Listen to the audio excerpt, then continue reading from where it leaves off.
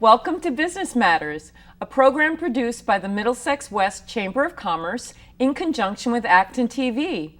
I'm your host, Kathleen McDonald, Executive Director of the Middlesex West Chamber of Commerce. Business Matters is a program which features chamber members and highlights information important to businesses in Middlesex West community.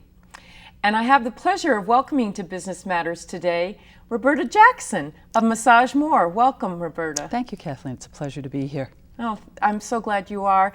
And tell us a little bit about your background.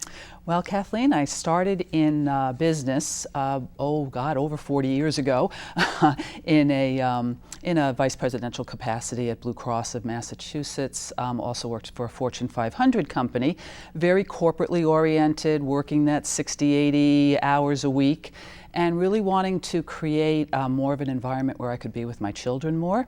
Went into massage school, found that this was an up-and-coming profession back in those days, and got my training and started out as a practitioner 23 years ago. So I've been a massage therapist since that time, and about 10 years ago I started teaching, so I'm also an instructor for a local school in the downtown Boston area, as well as doing continuing education credits. And tell me a little bit more about how MassageMore came about. Well, MassageMore was actually originally the massage school located in Acton. Many people remember that, and going in and getting student massages. They decided to relocate into Boston and gave me the opportunity to purchase the clinic, turn it into a more regular massage practice as opposed to students, which I took advantage of that opportunity, and we opened in November of 2013, and we're going strong. That's great. That's great. You know, massage means so many different things to different people. Why do people seek out massage therapy through MassageMore? Well, I think there are three main reasons. Number one, we have a staff of 16 highly qualified massage therapists.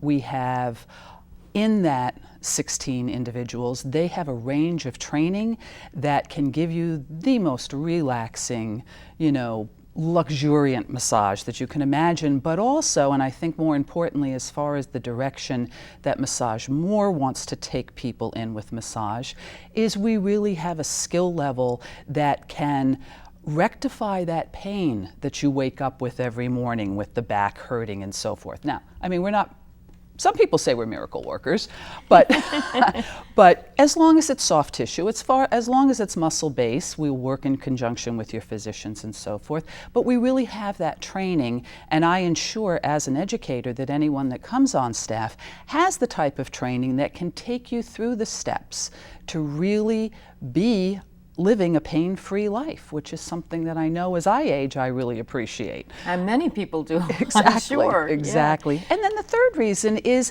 that we really have very convenient hours. We're there until 9:30 on through Tuesday through Friday evenings, and all day on Saturdays. So between 16 therapists and those type of hours, people always find a time when they can get in. We accommodate them. That's great. Those are great benefits. Thanks. What kind of therapeutic skills are available through MassageMore? Well, we have, again, a wide range of modalities that address a variety of issues that people may come in with. I'll throw out a couple of terms. Some may be familiar, some not. Myofascial release is something that you find a lot of people working with these days. The difference between myofascial work and purely massage work is that the myofascial really focuses in on the fascial component of the soft tissue, those sheaths that wrap around your muscles. If you can imagine a muscle getting shrink wrapped by fascia, then you can relax the muscle. But if the fascia hasn't been opened up, the muscle's just going to go right back to that contracted state. Myofascial release focuses directly on that fascial layer to open that up so the muscle, when relaxed, actually has a place to go. In addition to that, we do work with stretching techniques known as PNFs, proprioceptive neuromuscular facilitation, which is why we just say PNFs. And basically, that is an approach which allows stretching to get into the brain the fact that the muscle and the area can actually stretch further than it thought it could. And so it works in conjunction with the neurofunction to make it a more expansive stretch. And then we also do techniques in cupping, which is something that many people may have heard of from more Asian traditions. Acupuncturists tend to use cupping a lot. Massage therapists got involved with cupping when cupping was advanced to be able to be used with rubber or silicone cups that move over the bony structures. Cupping creates a negative vacuum so that the muscle is actually lifted rather than pushed in, and that opens up the muscle in a completely different direction. Great alternatives to relieve pain. So many, many different varieties of different therapeutic services. That's correct. Excellent. Thank you. Excellent. What are some of the misconceptions or the things that the general public doesn't know about massage therapy? Yeah, and I have to say our profession has not done a terrific job of being very good educators, and that's probably one of our biggest motives at MassageMore, is to not just have someone come in and get a massage, but to become educated about the value of massage on a really quite wide continuum. So many people I talk to say, oh yeah, I get a massage when I go on vacation, you know, I'm out at the spa or whatever, at the beach, and I get a massage when I'm on the cruise and so forth. And that's fabulous, because there is nothing like a nice relaxing massage like that. But at the other end of the massage continuum is really that therapeutic massage, where if you work with a qualified massage therapist, such as we have at MassageMore, you'll find that we can find ways to improve your muscular tone and health, so that any type of those typical aches and pains that we start to experience, that, you know, the doctor kind of looks at and says, yeah, well, we're all getting older, aren't we? You know, well, no, you don't have to experience those pains. If those are purely soft tissue pains, we can work with you to eradicate them, so that when you go to get a massage, you have those couple of days where you feel good normally. Now, with our type of program, you feel good for that whole month before you come back for your next massage, and the discomfort is totally minimized. So how does one go about choosing what is the best type of massage therapy and best modality for them as individuals? Yeah, well, I think one of the things that's very true about massage is that, as with many alternative health practices, you're a big participant in that decision-making process, and you have to be comfortable with the type of work that's being done. For example, I might say to someone that they really need some deep tissue treatment, something like the myofascial release I was speaking of earlier, but their ability to integrate and be comfortable with the amount of pressure that has to be applied to do that is just beyond them. It's just too painful. So then we need to back off and work with a different alternative. So as you work with a massage therapist, you might find that the direction that they originally send you in adapts to what your ability to receive the work is. And that's where a really skilled therapist is so valuable, because when they have enough modalities in their toolbox, so to speak, they're not only just working this one type of, well, I know how to do myofascial release, and so that's what I'm going to do. No, they say, okay, well, let's try something else. Let's do some cupping. Excellent. Yeah. Being willing to explore other therapies that might also be beneficial. Exactly. Great. Exactly. Great. Yeah. So what are the real specialties that stand out for MassageMore? Well, I think the biggest specialty is that we really can erase that pain that you're dealing with on a day-to-day basis. Again, qualifying that by saying as long as it's a soft tissue issue. I think secondarily, we can really drop down the amount of pain that you may be experiencing with some of those chronic issues: fibromyalgia, arthritis, osteoarthritis. Everything in the papers today is about the opioid crisis and the misuse of pain medications. A document that just came out in the Boston Globe on March 29th, Dr. Sanyin spoke of the fact that the medical community must start looking now at these alternative therapies, and specifically said massage therapy is a qualified alternative to some of these issues that people have with chronic pain issues.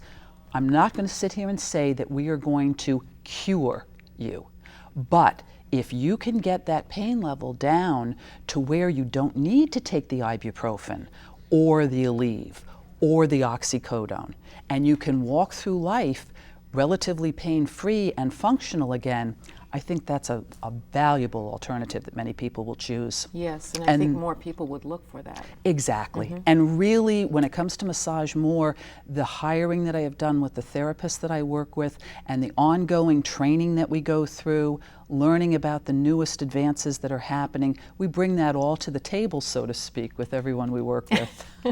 Very good.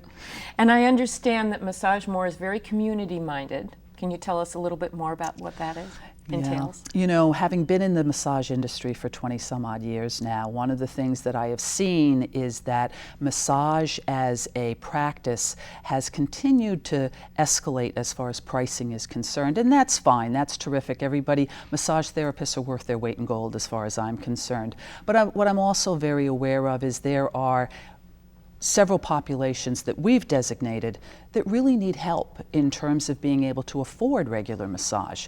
One of them being the elderly, and so individuals who are over 70 years old come to MassageMore for a very extraordinarily discounted price to be able to receive regular massages to help them.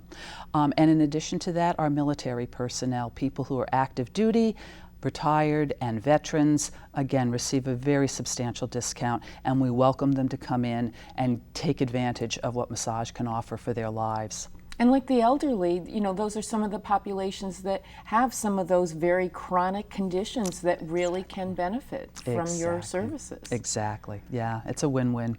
This has been so insightful and helpful for me, and I'm sure for our audience. Thank you so much, Roberta. It's been such a pleasure. It's been such a pleasure being here. Thank you for having me. Oh, you're welcome. Take care. I hope you enjoyed that segment with MassageMore, and thank you for watching. I want to mention a few events that are coming up that are very important. On May 3rd, which is Tuesday, May 3rd, Congresswoman Nikki Tsongas will be offering a legislative update for Massachusetts businesses. This is a rare and very special opportunity for all of us to take advantage of. It will be from 6 to 8 o'clock in the evening at Care One at Concord, which is directly across Route 2 from Emerson Hospital. And Congresswoman Tsongas is taking time out of her extremely busy schedule to meet with all of the businesses in Middlesex West and to discuss the issues and concerns that concern all of us as business owners and leaders in Middlesex West. So please take advantage of that, and I would recommend early registration by either our website at www.mwcoc.com or by calling the Chamber office at 978-263-0010. Also coming up on the 1st of June is the Professional Women's Network program, and that's going to be focusing on social media, specifically on the platforms Facebook and LinkedIn. And that will be a morning meeting from 8 to 9:30 in Acton. So more information on that is also available on our website. Thank you so much for watching, and we'll be back with our next segment of Business Matters in just a moment. You're doing great. We're gonna try this again, okay? Okay. Wheels, pedals, handlebar, brakes. Sit up straight, keep your weight in the center, keep your eyes on the road, hands on the grips, button the seat. If we feel ourselves falling, what do? Just keep pedaling. Good girl. Now remember, it's all about balance and steering. Steer with your hands, steer with your body. Steer into the corners and you stay out of trouble. And the bell's your buddy, so go ahead and ding that. All right, you ready? Here we go. Pedal, honey, pedal. There you go, you're a bike rider. Most parenting is hard to do in just 2 minutes. But 2 minutes twice a day making sure they brush is easier, and it could help save them from a lifetime of tooth pain. Welcome back to Business Matters. I now have the pleasure of welcoming to Business Matters Steve Ziegler of Star Custom Framers, the wonderful owner of this wonderful frame shop in Stowe. Welcome, Steve, to Business Matters. Well, thanks for coming. Well, thanks for having me. I'm so glad you're here. And tell me a little bit about your background and how you got involved in framing. I started out having the great fortune of living outside of 3 great cities. I grew up outside of Chicago, and then in my 20s and 30s I worked in Manhattan. And for the last 27 years we've lived in Marlborough in the great state of Massachusetts. So I feel very blessed to be in cities that have a vibrant art and music scene, and it's been very interesting in that regard. Growing up in Chicago, we had the Chicago Art Museum, and I was always there a couple times a year. So from a very early age, I appreciated art and literature, especially music. And that kind of made it a natural transition when I ended up starting my second life. So you started your framing business later in your career, and how did that come about? Well, I had a very nice 30-year career in the footwear industry. The first 15 of which I worked for a very large corporation, Commece Shoes, which no longer exists, but they were the parent company of the Foot Locker chain. At that time, they were owned by Woolworth.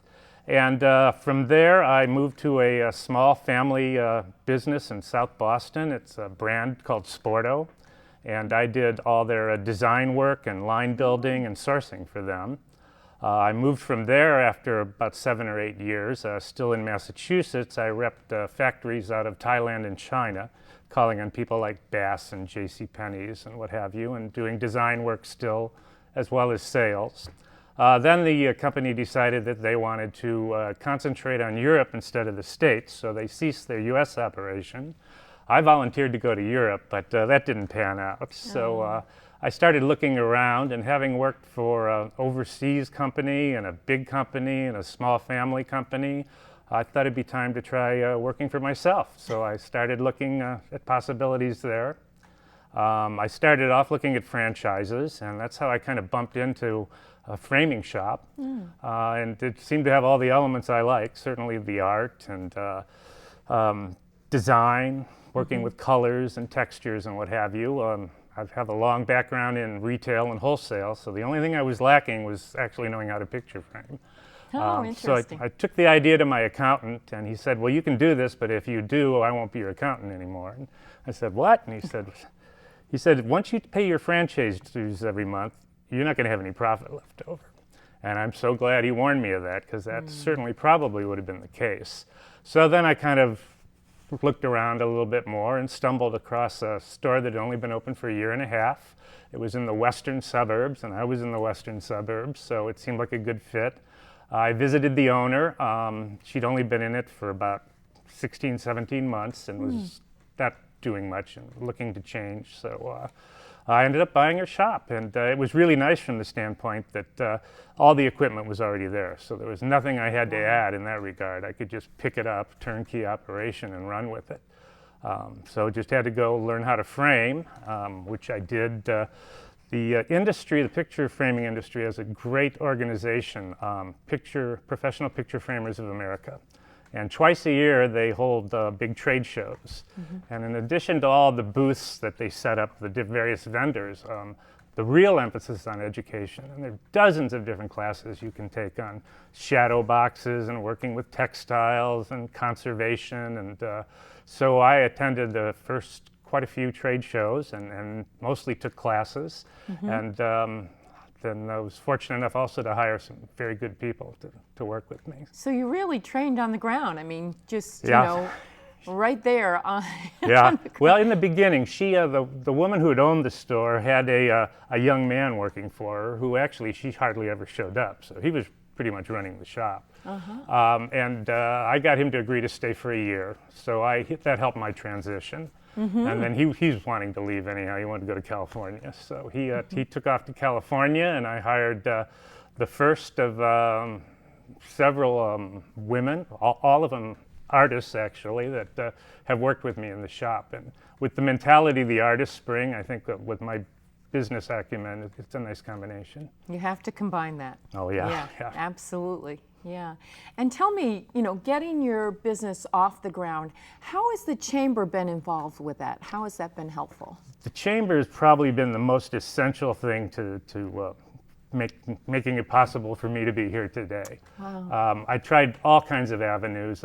Advertising in big newspapers is very expensive, and the return on the investment just isn't there. Smaller papers like the Stowe Independent are a good place to, because that's your neighborhood, more or less. But the only thing I've found that really works and really, I can say, pays dividends is joining the Chamber, but more importantly, being active in the Chamber, going to as many events as you can, meeting as many people as you can, saying, hey, I'm here. And especially if you join a committee or you get to work with some other people, because then you get to know them on a deeper level, and they wouldn't dare take their framing anywhere else. So. Right. It's those connections, and it's that level of loyalty, really. Yeah. And isn't it? familiarity, and more than Yeah. anything, I think all our businesses probably operate, and trust is a key factor. Certainly with what I'm doing, people are bringing in their most prized possessions, and they're entrusting us with them. So it's a big responsibility, but we live up to it and look forward to it. And once you've met these people on your first name basis, as you do through the chamber, that makes that process much easier.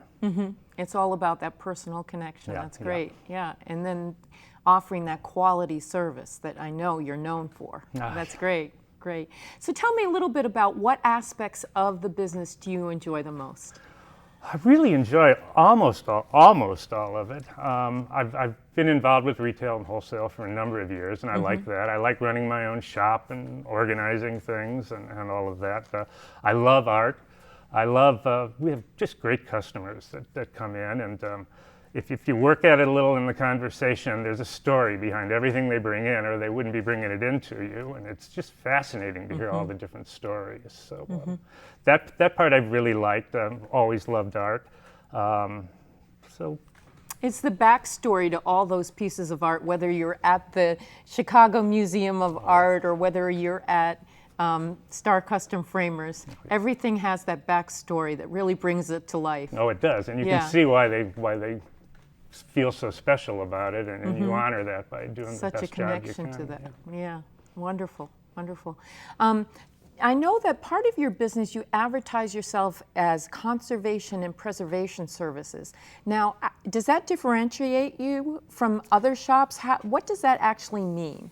Well, conservation and preservation basically means when we learned how to frame, that one of the first things they teach us is we have in the framing industry the same motto that they have in the health industry, which is first, do no harm. And so whenever we approach a piece of art or photograph or object, whatever it might be, textiles, we do a lot of textiles, we have to consider, okay, how are we going to do this? And how do we do it in the manner that is the most gentle to the piece? What you learn with conservation framing is what is not good for your piece and what actually is gentle on your piece. So ideally, you could have something all framed up, taken apart, and no one would ever know that it was in a frame in the first place. That's the ideal. So it teaches you a respect for the art, and there's a lot of science involved as far as everything we have is acid-free mats. We use linen for all our hinging because it's acid-free naturally. And conservation glass is a very key element in it as well. So when a store says that they do conservation or preservation framing, what they're really saying is that they study and they keep up on the study of what's most current science on what is good for art and what isn't good for art. That's great. That really is a differentiator. Tell me a little bit about what else sets your shop apart from some other frame shops. Well, we have a lot of slogans that we like to use. One of the ones we use a lot is that we specialize in quality, service, and design. And we live up to that. We're really serious. That's not just an empty slogan. And I think a lot of stores out there, a lot of frame shops probably have a decent quality. A lot of them do practice conservation, though certainly not all of them, and some to different degrees. So that's something that you could find. The other thing is service. I know a lot of stores have good customer service. They're pleasant to work with and what have you, and as are we, and we back that up with an unconditional guarantee of your satisfaction. No questions asked. If you're not happy with it, we'll do it over for you. Fortunately, we haven't had to do that too often, but when tested, we definitely do. So we have that in common with other quality and service, but where I think what really sets us apart is the design element. I have artists who work with me. We're all mature individuals, and we've been around the block a few times, as it were. And we can give the customer a very pleasant experience. Oftentimes when they come into the shop, they're a little intimidated. There's all these frames all around them, and they don't really know where to start, and they may not be able to visualize things. So we're all trained to work with them very politely, make it fun, and as unintimidating as possible in experience. So with them all being artists and with my design background, I think that we do something maybe a little special, a little extra special. To that end, we have a small art gallery which features local artists. We That's love to unique. sell the art, but most of the reason those are up there is because they are good examples of the work we do, that we know what we're doing, different design elements. Also, it just shows them the number of choices they have with frames and mats, fillets, glass, what have you. So all the time when we have a customer in, we're referring to something on the wall, and it's easier for them to visualize then how that might look on their own piece. It's really, framing is an art in itself. Yeah, And it's I like to think enhance the art or the art object as well. So I mean, it really goes hand in hand. You can see the same piece treated in many different ways, and what a difference the final impact is. Yeah.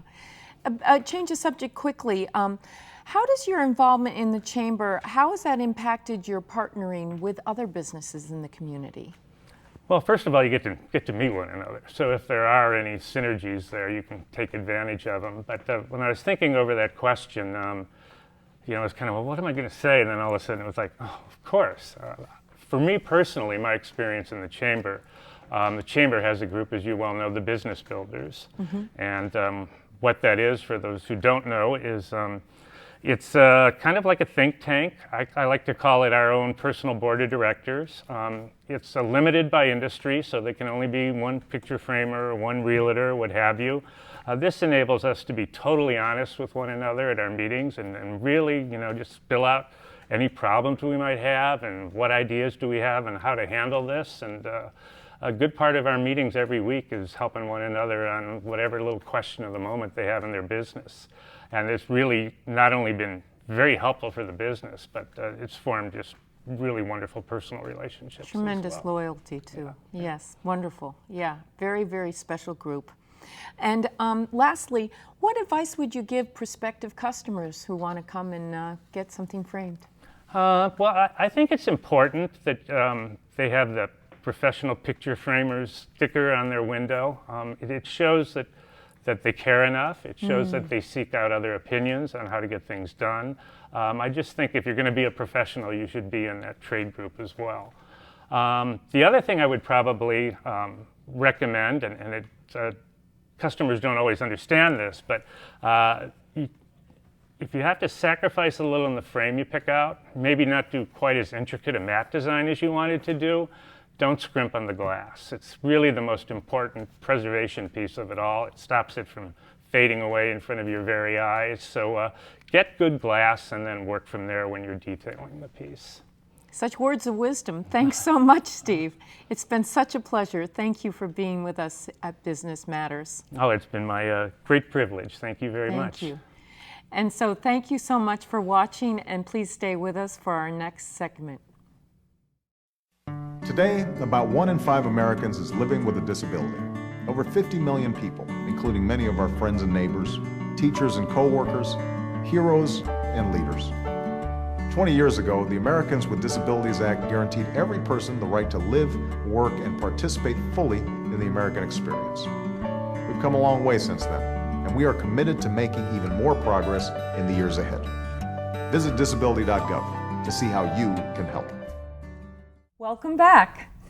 Now I have the pleasure of welcoming to Business Matters Suzanne Lewis and Jeff Lewis, owner and manager of InMotion Cycling Studio on 7 Littleton Road in Westford. Welcome to Business Matters. Thank you very much. Thank you. Nice to see you I'm again. so thrilled that you're here. And we're looking forward to hearing more about your backgrounds. Suzanne? I've been a small business owner for 30 years with my husband, who is a dentist in Chelmsford. I was a member of InMotion Cycling for 3 years, and the previous owner decided she was going to close the business because she was getting too busy with her physical therapy business. So I couldn't let the studio close, so I decided to purchase the business. I am passionate about health and fitness, and I could see the devastation on the members' faces when they heard the studio was closing. So I decided to purchase the business, and my son Jeff is the manager. Excellent. And what's your background, Jeff? Tell us. Well, I grew up in Westford, attended Westford Academy, and recently graduated from Assumption College, where I earned my BA and MBA. In January, my mother approached me with an opportunity to manage a business that she desperately wanted to save. That business was InMotion Cycling and Fitness, and since then, I've been putting my business education and passion for fitness to better serve the community that I grew up in. That's wonderful. Both of you have wonderful backgrounds. Now, how long was the business in existence before you bought it? It was in existence for 3 years. Okay. And in January of this year, I purchased the business. Excellent. So starting with the new year, you started a new business. How That's exciting. correct. Yes, it's Great. very exciting. Great. Very exciting. So tell me a little bit about what's InMotion Cycling Studio all about? We are the only spinning certified boutique studio in Westford. We have 24-star track spinning bikes. All of our instructors, we have 6 instructors, they're all Mad Dog certified, which is the official certification required to teach spin classes across the country. That's excellent. And now you've mentioned classes. Jeff, what kind of classes do you offer? Well, in addition to spin classes, we also offer small group strength and conditioning classes. We really want to provide our members multiple modalities to better achieve their fitness goals. The various types of strength classes we offer include functional interval training, TRX suspension training, circuit training, core and recovery utilizing foam rolling. And our classes are conceived and utilized and executed by our trainers to maximize our members' desired results, whether or not those goals be weight loss, maintenance, or rehearsal for activities for their daily lives. That's great. So you offer such a variety, which is wonderful. And tell us, what is the experience like for someone who's a novice, who's never done spinning before in their life? The first ride is important, and that's where, because we are a small boutique studio, we give all our members individualized treatment. So we want to make sure that the person is fitted properly on the bike, so our instructors, when the new client comes to our studio, they make sure that the bike is fitted properly. And this is done for safety. And we also want to make sure that person feels good on the bike. So that is very important, to make sure the person is comfortable. All that personal attention. Exactly. Concern about their individual fitness goals. Correct. Excellent. Yeah, great. Correct, yes. And is there special equipment or special shoes that are needed to spin? You can, our bikes have both the cage and the spikes that your spinning shoes would clip into. Okay. So to answer your question, no. You can come in with sneakers, but if you have spinning shoes, you could use those as well. And Jeff and Suzanne, I understand that you're a relatively new member to our wonderful Middlesex West Chamber of Commerce. Yes. How has membership benefited your business, Jeff? Well, since we joined the Chamber in January, we've had the opportunity to network with other local businesses at the monthly Business Breakfast Club networking event. Recently, we won the raffle to do the 7-minute spotlight to showcase InMotion. It was an opportunity to spread the word about InMotion to other members and hopefully entice some other people to jump on a bike. It was an opportunity that we would not been afforded if we afforded to us without the relationship we have with the Chamber. Excellent. And you gave some wonderful gift certificates away too. How wonderful. Great. So Jeff, tell me a little bit about how your business has collaborated with other businesses in the area. Well, we have reached out to several local corporations along Route 110 to introduce our studio and offer a 10% corporate discount for all of our various memberships after the first month. Do you have any special events for your members? Yes, every month we have special spin classes. For example, we had a Super Bowl spin party on Super Bowl Sunday. We had a Valentine's Day, bring your significant other for free. And we also had a St. Patrick's Day class. And last week we had a ladies' night with a free 30-minute spin class, and then we had wine and cheese after. And then we had a representative from Athleta come for shopping. We had. I bet that was very popular. It was very, very popular, and it was a very successful evening. So Great. It was a lot of fun. Really So, very creative in thinking about your programming for your members and attracting new members. Congratulations. Thank you. Excellent Thank you. marketing opportunities. Some more plans about that you have for the studio in the future? well, as you can tell, I fell in love with spinning and the small group classes. I want to promote this passion to the local community and also to the local corporations. This is very important to me. I've been in healthcare for many years, and I just want to spread the word that this is, my studio is for them, and we're willing to work with them. And how, this is something that I just thought of to ask you is, we have different fitness centers in different towns, but how are you making yours unique and differentiating your InMotion cycling studio from some of the other fitness facilities in other towns? I would say because we're small and we treat each of our clients, we make sure we meet their needs, their fitness needs. We're not, so that's where we concentrate on, the individual treatment of our clients. You're not trying to fit them into a mold, you're trying to work with them as individuals. We work with them, and our instructors work with them to make sure that we are working towards their goals. Well, your passion for the business really, really shows. Thank you. Yes, thank you.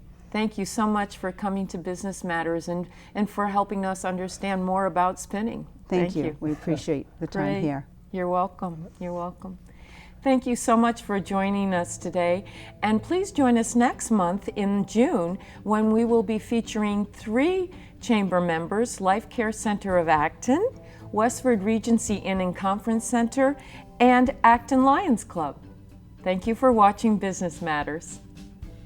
The Middlesex West Chamber of Commerce would like to acknowledge and thank our broadcast sponsors, Emerson Hospital and the Westford Regency Inn and Conference Center.